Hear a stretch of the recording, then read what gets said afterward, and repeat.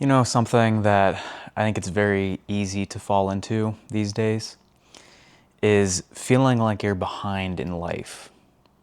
Feeling like you're not where you should be. And who decides that? I don't know. I think it's just this idea that we just bounce off each other. And maybe it's comparing ourselves to past generations or other people. That's usually what it is. It's comparing ourselves to someone else. And I think this has gotten a lot worse over the years with social media because, as you know, everyone posts their highlight reel on social media, making it seem like their life is something that it probably isn't for the most part. And it's this very fast-paced world that we live in. And it's easy to feel like you're going to get left behind if you're not constantly doing something or striving. There's always somewhere else that you could be, more money that you could have, a nicer car that you could have, a bigger house, whatever it is. There's no ceiling. To your mind, there's no ceiling. And this way of living is, I think, at the root of a lot of burnout that many of us experience. Now, burnout happens for a number of different reasons, but I think for the context of this video, this feeling of being behind, it's like we're on this hamster wheel. And we think that the hamster wheel will slow down when we achieve a certain goal. When we, I don't know, get the six pack, when we get the promotion, when we buy the house, when we get married and have kids, when whatever it is, you name it. We have a certain amount of money in our bank account, a certain number of followers. But the truth is the more that we react to these limiting beliefs from this story, because that's all it is, we've identified with a story. The more that we live from that, the faster that hamster wheel actually goes. And the more behind we actually feel, to a large extent. Much of the time we've attached our self-worth to some external achievement. And the problem with that, I'm sure you've noticed, I've noticed this in my life, is it's not a sustainable sense of worth. It comes and goes very quickly. And when it goes, you're left feeling worse than when you started, which means you feel like you have to work that much harder to feel like you're worth something. You feel like you have to earn this moment. You have to earn your existence. Just kind of a silly thought, that we've reduced ourselves to these beings that are defined by these titles, this number that's on a screen when you open up your banking app, your net worth, your title, your status, your material possessions, the kind of car that you roll up in the parking lot when you get your groceries. We've become so identified with the play of life, this 3D world and the way it's the trajectory it's gone in, that it's caused us to lose sight of ourselves, the true essence of what we are, the beingness of ourselves. And it's like we become robots in life, always needing to do more to feel worthy, or otherwise we feel like we're behind because we compare ourselves. Well, this person, they're my age, they're even younger than I am, and they've now accomplished these things. Well, yeah, I'm just not where I thought I'd be at this age. Yeah. And if you realize that it's the projection of what we thought was going to happen that causes our own disappointment within ourselves. But again, if you were to let go of the entire story, the entire limiting beliefs, the entire projection of the past of where you thought you'd be right now, would you still feel this way? I'm willing to bet that most of us wouldn't. You know, there's some of us that are in situations where we're, really struggling financially to put food on the table, to support ourselves or our families, and that's, a bit of a different situation. But for most of us, we're not in that position. We're just thinking that we need to keep up with the Joneses.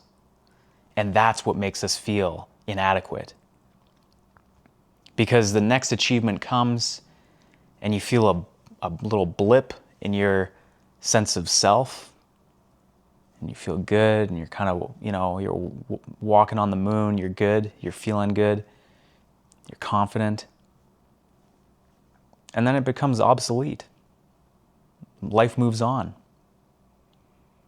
And we're like, man, I gotta keep this up now. You have to keep up this self-concept, this self-image, this part of yourself that's constantly attaching to all of these external things to feel good. And eventually you just want to give up. Eventually you just want to leave. You just don't even want to be a part of this anymore. In whatever capacity that is. Whether it's quitting your job or whether it's even becoming suicidal.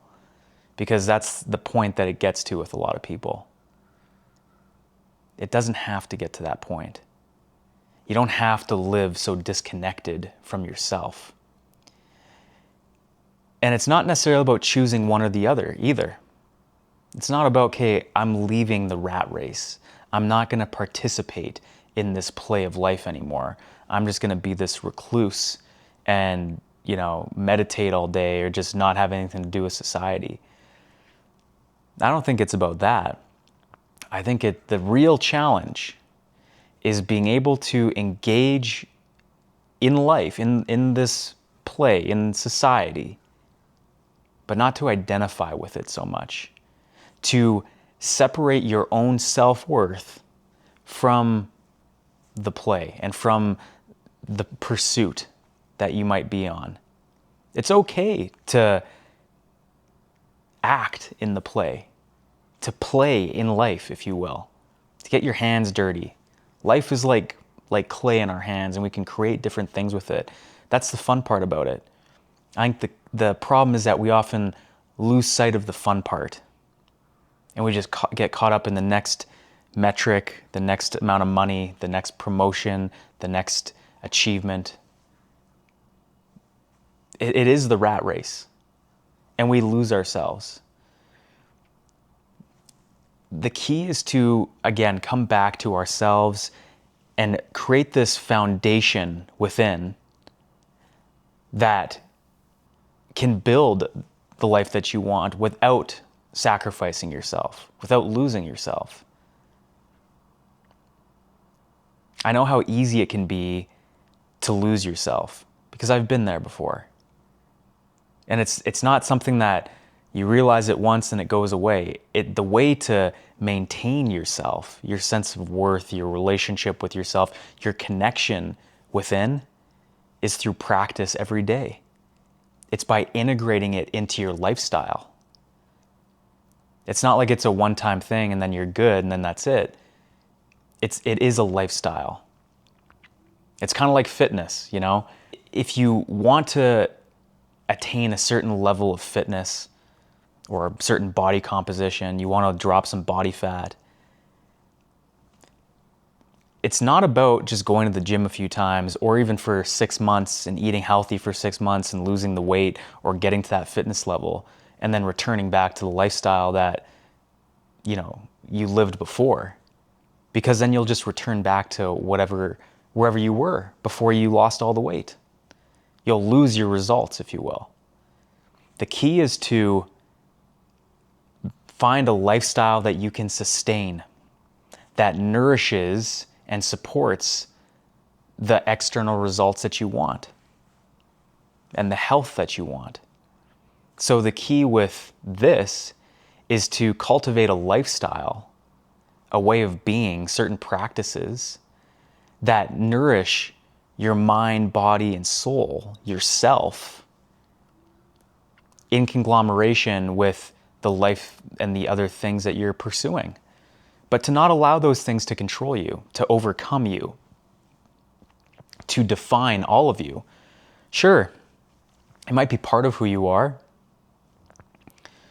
Part of who you are might be your role as a parent, or your role as whatever your career is or your occupation is, what your hobbies might be. But that's not all of you. And it's very easy to have that define all of you or get lost in that when we're constantly looking outside of ourselves, seeing how other people, where they are, the ideas we've all bounced around off of each other, create this conditioning, this societal conditioning that to be worthy or validated or accepted in life, that you need to be somebody, you need to achieve a certain level. That's such a superficial and false belief system. We're all human beings. And a human being is much greater than any of those beliefs, any of that conditioning. The key to reconnecting with yourself and your worth, your inherent worth as a human being, is to move beyond that identification with the story. To notice yourself when you're acting out of fear that you're not going to be enough. Or that, you're falling behind in some way. Because the more that we act from the story, the stronger the story becomes. The more real it seems. So to be able to pause and observe the story, you begin to slow down and regulate yourself, which I think to live a peaceful, intentional, meaningful life, to be regulated is at the core of that. It's not about moving super fast. I've used this analogy in another video, and it's like the wheel of fortune. Think of your nervous system like the wheel. And the wheel, you get the wheel spinning. Let's say the wheel's already spinning, and it's spinning very fast. We often keep that wheel spinning, that dysregulated nervous system operating at a very high fight or flight level, by acting on some of these fears, these beliefs. It's like we tap the wheel. Because you know how when the wheel's spinning, all you got to do is tap it and just keep it moving, and it'll sustain that speed. We do that with ourselves the more we react from the limiting beliefs, or to the limiting beliefs, and from this dysregulation within. And we wonder why we feel so burnt out all the time. Well, we're choosing to live from the pattern. You'll find that when you stop reacting to it and start observing it, the wheel starts to slow down. And you come back to yourself, back to presence and awareness. And you realize that life actually is okay. You're okay.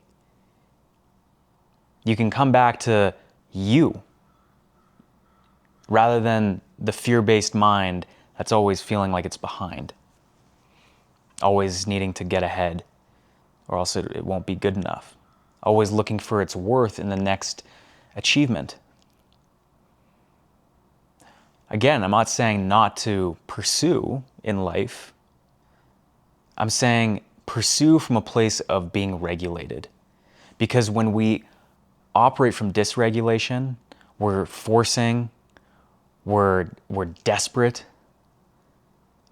and we emit this frequency that is just pushing away that which we want. And not only that, but people feel it. People in life feel that energy. And we are, again, with that dysregulation within, we're more irritable, we're more on edge, we're more forgetful, we lose focus, we're less conscious in life. So to integrate practices into life, into your life, where you can be more regulated, you can be more mindful, you can nourish this mind-body vessel, which is actually going to allow you to create the results in life, you feel more at home within yourself. There's no more of this sacrificing yourself and your health and your well-being for some external thing that you think will make you feel better, but that's gonna come and go very quickly, and you'll end up feeling worse. So the chase continues. We feel more empty. We need to sustain a high to feel better. And if we can't sustain that high through an external achievement, quite often what we fall into is getting into overstimulation, just chasing cheap dopamine to feel good. If we're not striving, we're chasing. And I know what that's like, believe me. And all of these things put together, the overstimulation, the striving, the feeling like we're behind, living from the story, identifying with every belief and piece of conditioning that's out there telling you that you're not good enough the way that you are, is what leads to burnout, is what leads to this feeling of not being enough, not feeling worthy. It's okay to just be, to recognize and come back to your inherent beingness, because that's where your strength is as a human being. Remember, we're human beings, not human doings. And trying to be a human doing by trying to harvest life instead of living it, instead of being in the unfolding, that's when life is never good enough.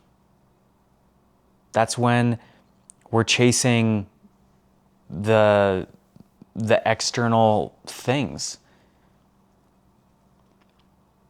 You know, we're constantly analyzing our growth. We confuse growth with meaning. Now that's a pretty unfortunate trap to fall into. I know because I've been there. To confuse growth with meaning. Continue asking, okay, who do I need to become? And I think that is an important question. If there's something that you want in life, I think asking yourself first, who do I need to become to get there is important. But that can easily fall out of balance when that becomes our entire purpose in life, or purpose is pursuing the external achievement and who we are becoming as a means to an end to getting there. A more empowering question, an important question maybe, one that will bring you back to yourself, is who am I when I'm not trying to become anybody? Now that puts you back in touch with you. You know, what does a meaningful life look like to me if no one was applauding? If this story in your mind didn't exist? If all of the ideas that we kind of project and bounce off of one another, that, you know, a person's worth is determined by some of these external things, if none of that existed, what would you do? What would your life look like? What would actually make you feel alive and feel like you're living a meaningful life for yourself? Because when you can get in touch with that and start integrating some of those practices into your life, you'll feel more recharged when you are pursuing the things that you want to pursue. You'll feel more grounded. You'll feel more aligned with yourself. And I think that's the real key to living an authentic life, for one, definitely, but to live a meaningful life, to not burn out in the pursuit of something. There's a lot of people in life that they go after some of these things, they pursue something, could be anything, but they pursue it and they sacrifice everything to get there, including themselves. And eventually they either give up in their pursuit, they burn out, or they realize that it wasn't worth it. So I hope this video helps you realize that you're not behind. There's really nowhere to be. That's all a story that we're living from. And it's being identified with this play in life. You keep in mind that we're floating on a tiny little blue dot in infinite space. And when you zoom out like that, ask yourself, how important is all of this stuff really in the context of who and what you actually are? You're much more than a title, a number in your bank account, what you own. You don't really own it, you just borrowed. You can't take it with you when you're gone. So come back to who you are.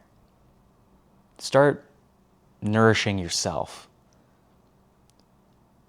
Start building your worth outside of the things that you're chasing. And you'll find that life is actually pretty good. So, hope this video helps, and I'll see you in the next video.